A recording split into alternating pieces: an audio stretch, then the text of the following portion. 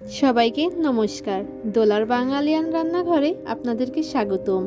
আজকে নিয়ে চলে আসলাম তালের বড়া বা তালের পিঠা। তাল দিয়ে কিন্তু অনেক কিছু বানানো যায়। তো আমি সব থেকে সহজ রেসিপিটি বানাচ্ছি তালের বড়া। আপনারা যখন তাল বাজারের থেকে কিনবেন তখন কিন্তু অবশ্যই কালো তাল দেখে নেবেন। লালচে টাইপের তালগুলো কিন্তু তিতো হয়। তিতো তালের বড়া খেতে কিন্তু ভালো লাগে না, তাই কালোটা দেখে কিনে নেবেন খুব তাড়াতাড়ি।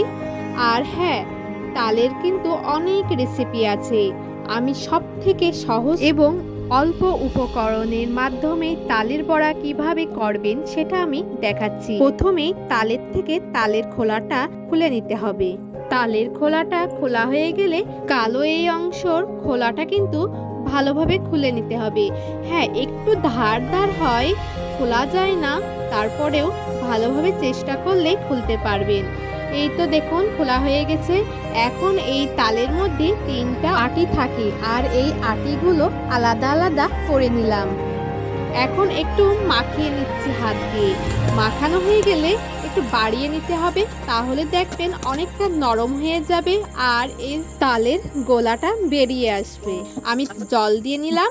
জল দিয়ে আরো সুন্দর করে যাতে গোলাটা বেরিয়ে আসে তার জন্য ভালো করে মাখিয়ে নিতে হবে। তালের বড়া বানানো একদম সহজ, কিন্তু আপনারা ঘরে বসেই আমার এই ভিডিওটি দেখে তালের বড়া বাড়িতেই বানিয়ে নিতে পারবেন। স্বচ্ছ ও আঁশবিহীন গোলা পাওয়ার জন্য একটা ঝুড়ি নিয়ে নিতে হবে। ঝুড়িটি কিন্তু অবশ্যই একটু ধারযুক্ত হওয়া লাগবে।